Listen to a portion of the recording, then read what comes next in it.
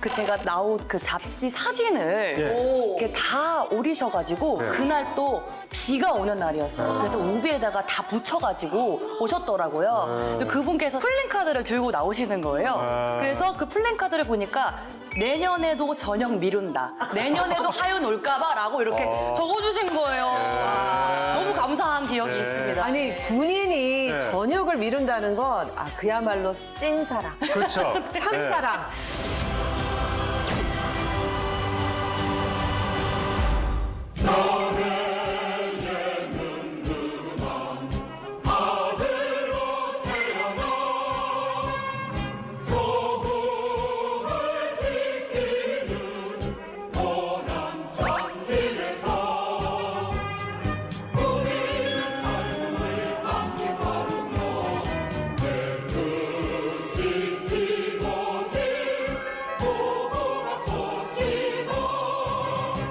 시대가 사랑한 음악에는 그 시절에 살았던 사람들의 희로애락이 그대로 담겨 있죠. 대중음악이 시작된 지 100년, 우리는 어떤 노래를 사랑했을까요? 안녕하세요. 노래하는 대중음악 사학자 장유정입니다. 안녕하세요. 하재근입니다. 오늘 시절연가 찾아온 손님, 어마어마한 별명을 지닌 분입니다. 예, 엄청나게 유명한 분인데 이분으로 말씀드릴 것 같으면 군인들한테 인기가 너무 많아서 군통령이라는 별명까지 생긴 분이고, 이분이 군부대에 떴다 하면 그야말로 뭐 엄청난 열광의 도가니가 펼쳐지면서 군 위문 공연 섭외 부동의 1순위다. 그런 얘기도 듣는 바로 그런 분입니다. 수많은 국군 장병을 웃고 울게 한 바로 그 가수 설혜은 씨 모셨습니다. 안녕하세요. 그대여 사랑해 사랑해 사랑해 조인정을 눌러주세요. 설하윤입니다. 반갑습니다. 안녕하세요.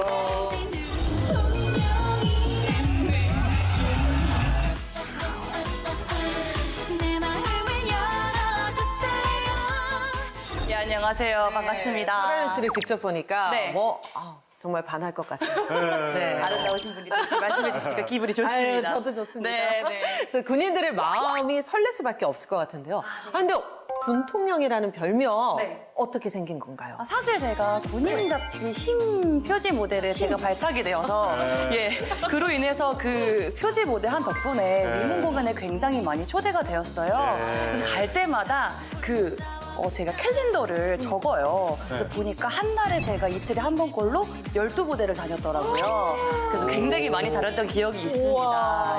이틀에 한 번이면 이게 상상이 안 되는 숫자인데요. 그냥 출근한 거죠. 그냥 뭐 출근이죠, 맞아요. 군부대를 누비고 다니셨네요. 맞아요.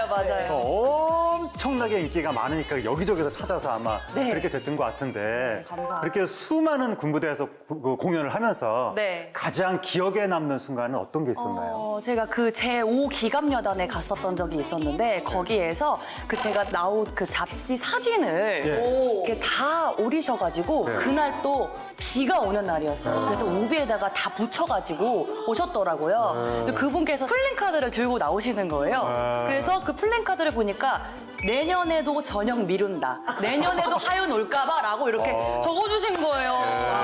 너무 감사한 기억이 있습니다. 아니 군인이 전역을 미룬다는 건 그야말로 찐사랑, 그렇죠. 참사랑. 근데 사실 오늘 시절연가 손님으로 군통령 설하윤 씨가 온 이유가 있습니다.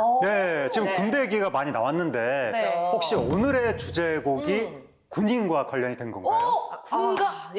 맞습니다. 그래서 오늘은 군가 이야기를 할 건데요. 저는 사실 아는 노래가 사나이로 태어나서 할 일도 많다만 진짜 사나이. 근데 때로는 정말 나라를 위해 목숨을 바친 이들을 추모하기 위해서, 또 때로는 애국심과 전우애를 다지기 위해서 부르는 군인들의 노래가 바로 군가잖아요. 설하윤 씨는 뭐 말할 것도 없이 무대에서 군가 부른 적 어마어마하게 많을 것 같은데요. 높은 산 깊은 곳 적막한 산하 눈 내린 전선을 우리는 간다. 젊은 너 숨져간 그때 그 자리, 상처 입은 노성은 나를 잊었네.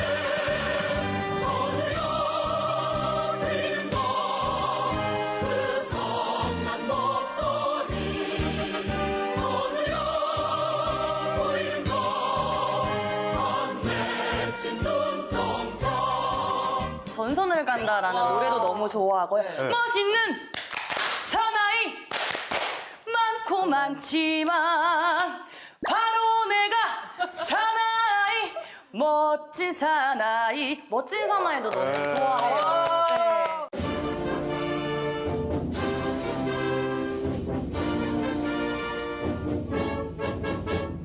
멋있는 사나이 많고 많지만 바로 내가 사나이 멋진 사나이 오늘 이 방송은요, 군인들 봅니다.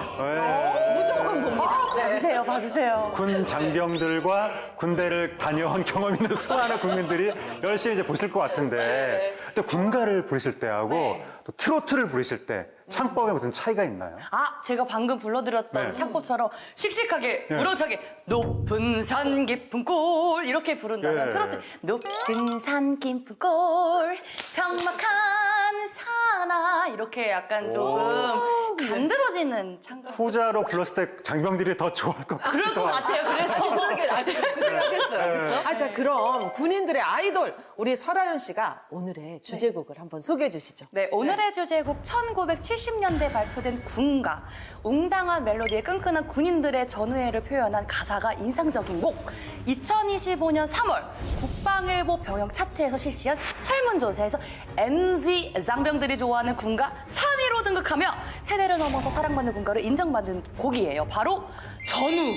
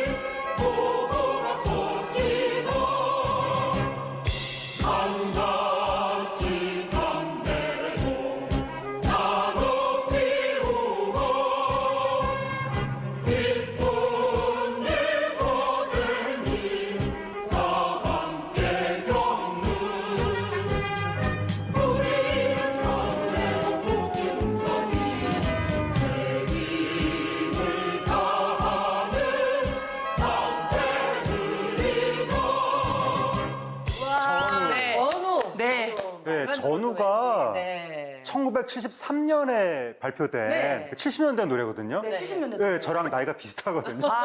상당히 연식이 오래됐는데 그러게요. 최근까지 막 MZ 세대한테 사랑을 받는다고 하니까 되게 신기합니다. 대중가요도 오래도록 사랑받는 곡은 시대 구분 없이 늘 듣기 좋고 따라 부르기 쉬운 곡이 가장 편하잖아요. 네, 네. 단순하고. 네. 그래서 제 생각에는 전우도 오래도록 지금까지 사랑을 받는 게 아닌가라는 생각이 들어요. 네, 맞습니다. 이 전우가요, 군 장병들이 따라 부르기 좋은 리듬 구조와 남성 합창에 최적화된 D에서 E, 그러니까 말하자면 레에서 미, 약간 마이너 음역으로 또 지어졌어요. 그래서 이런 노래는 우리가 행군하면서 부르기에도 힘이 들지 않고 또 안정적이거든요. 그래서 무게감이 있으면서도 음이 막 그렇게 또 높지 않다 보니까 외쳐 부르기가 좋지 않았을까라는 맞아요. 생각이 듭니다. 아니, 근데 아까 이제 전우가 NC 네. 장병들이 좋아하는 그 설문조사 3위로 뽑혔다고 얘기가 나왔었잖아요. 근데 이제 제가 알아보니까 전우 못지않게 MZ 장병들이 좋아하는 노래가 또 있습니다. 바로 1997년에 발표된 푸른 소나무. 이 노래가 방금 얘기 나왔던 설문조사 그 전우가 3위 했다는 그 설문조사에서 푸른 소나무가 1위를 했었거든요. 1위요? 네, 그럴 정도로 이 노래가 굉장히 사랑을 받는데 또 이 노래 분위기가 전우랑 비슷한 부분이 많거든요. 한번 직접 들어보시죠. 네.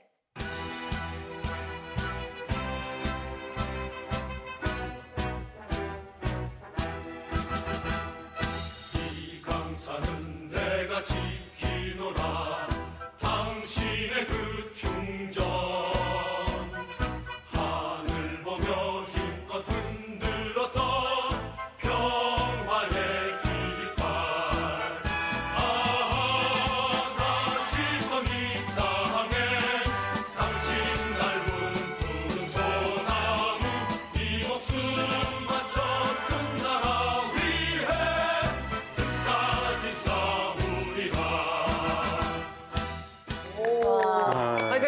바로 MZ 네. 세대들에게 지금 1위를 하고 있는 군가라는 거죠? 네, 그렇다고 합니다. 어떻게 들으셨어요? 그 가사를 네. 들어보면은 항상 네. 약간 좀 서정적인 시적인 느낌이 있어요. 근데 네. 항상 희생 정신이 네. 들어있다 보니까 뭔가 저도 가슴이 뭔가 뜨거워지는 그러게. 듯한 느낌이 오. 예, 들어요. 그러니까 저도 들으면서 왠지 경건해지고 비장해지는 느낌? 맞아요. 나라를 위해 싸워야 될 것 같아요. 저도 그래요. 그래서 이거 보면은 아까 네. 전우처럼요, 좀 단조롭고 부르기 쉬운 음역대 네. 있잖아요. 또 멜로디 흐름도 좀 네, 비슷한 네, 것 네. 같아요. 네, 맞아요. 근데 주로 훈련 때 부르다 보니까 행군에 맞춰서 제작을 했고요. 또 4박자 리듬이고 이렇게 쉽게 따라 부르면서 애국심을 네. 고취시킬 수 뭐 있었던 것이 어쨌든 아닌가. 군가니까. 이 시대가 흘러도 변하지 않는 건 나라를 지키고자 하는 군 장병들의 애국심과 네. 의지라고 할 수 있는데요. 네. 이러한 메시지가 전우와 푸른 소나무에 공통적으로 담겨 있습니다. 그래서 아마 이 때문에 두 곡이 모두 장병들이 선호하는 곡에 꼽힌 것이 아닌가라는 생각이 드는데요. 그런데 확실히 그 최근에 발표된 군가와 예전 군가는 네. 가사에서 차이가 있잖아요. 네. 그 어떠셨어요, 들으면서? 그러니까 전우는 네. 우리라는 가사가 되게 많이 들어있고요. 그 푸른 소나무는 들어보니까 당신이라는 묘사가 줄을 이루더라고요. 네, 오, 정말 예리하십니다. 그러니까 전우가 1973년에 나온 거니까 네. 그 당시 세대는 어렸을 때 전쟁을 겪고 어렸을 때뿐만이 아니라 그때 월남전도 있었고 막 그랬으니까 동세대에서 전쟁을 겪을 수 있는 네. 뭐 직접 체험이든 간접 체험이든 네, 네, 네. 그런 세대가 불렀던 군가기 때문에 네, 네. 전우에는 어떤 당사자성, 우리 얘기다 그런 게 이제 짙었었는데 네. 푸른 소나무는 최근에 97년에 나온 노래니까 그렇다 보니까 90년대 세대한테는 전쟁이라는 게 좀 과거의 이야기 측면이 그렇죠, 있는 그렇죠. 거잖아요. 그렇죠. 그러니까 노래가 우리 얘기라기보다는 과거에 우리 나라를 지키다 희생하셨던 분들을 추모하고 기리는 그런 의미가 있는 거예요.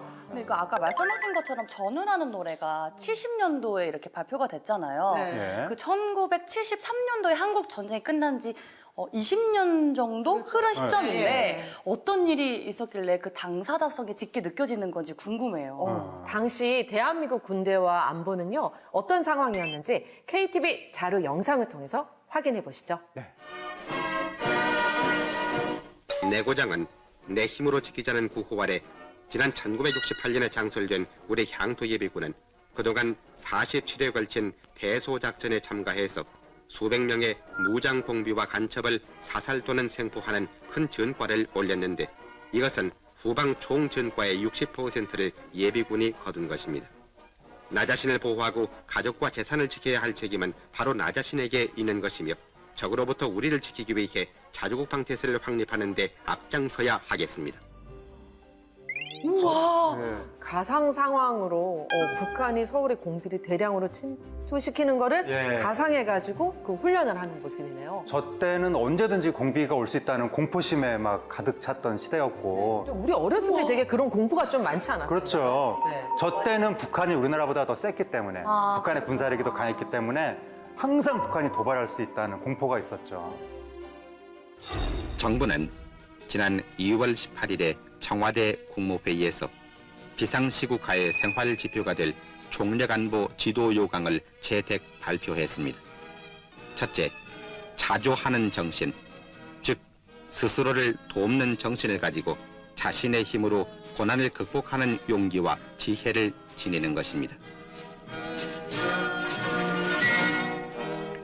둘째, 자립하는 의지, 즉 스스로 생각하여 결정하고 남의 도움 없이 생활을 뚫고 나가는 의지입니다. 셋째, 자주하는 자세, 즉 남에게 의존하거나 책임을 돌려서는 안 되며 자기의 일은 자주적으로 개척해 나가는 자세입니다.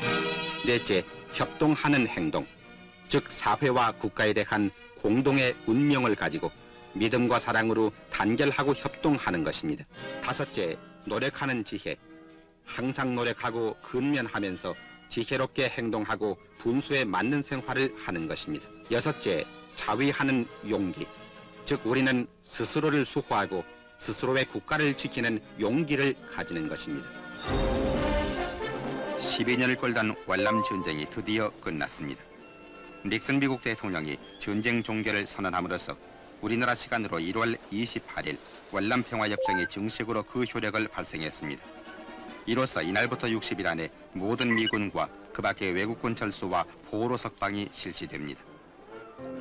1965년에 월남 파견했으면 예. 8년이면 굉장히 긴 시간 동안 그쵸. 네, 우리 군인들이 65년에 가서 네. 73년에 이제 끝난 거예요. 8년에 걸쳐서 우리 장병들이 정말 이제 고생을 하고 고생했죠. 큰 공을 세운 거죠.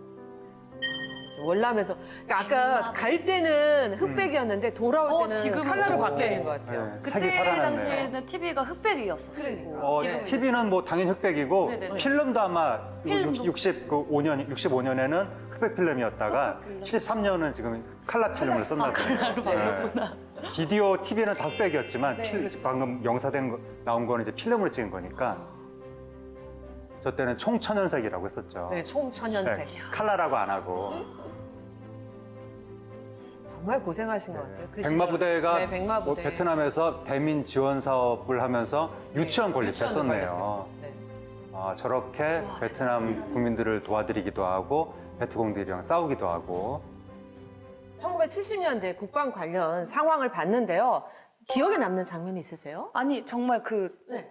저는 깜짝 놀래 광화문에서 음. 실제로 그렇게 도심에서 훈련을 하는 뭐 거예요. 낙하산 내려오고. 낙하산 내려오고 저는 조금 예. 깜짝 놀랐어요. 네. 항상 우리가 다니는 도심 속에서 네. 훈련을 네. 직접 하시니까 조금 저 실제 상황에서도 진짜 항상 힘을 쓰셨구나라는 생각에 네, 울컥했어요. 조금. 이제 경각심도 있었겠지만 네. 그거 보면서 되게 두려움과 공포도 좀 느꼈을 거예요. 네, 그렇죠? 그러니까 68년에 청와대 바로 근처까지 공비들이 왔기 때문에 언제든지 공비가 서울 도심까지 진출할 수 있다라는 공포심이 있어서 저런 훈련을 했던 것 같고 저게 그러니까 과잉 대응 이게 아니라 네. 진짜로 필요해서 저런 훈련을 그렇죠. 했으니까 그렇죠. 70년대에는 맞아요. 안보 불안이 엄청났던 거예요 맞아요. 우리나라가 그렇다 보니까 훈련도 많았던 것 같아요. 그러니까 그때 총력 안보 지도 요강 뭐 이런 내용까지 발표할 정도로 그런 안보를 굉장히 강조했던 네. 시대다 보니까 네. 그랬던 것 같아요. 생각을 해보면 저는 네. 옛날에 학교에서 군사훈련을 받은 세대거든요. 아,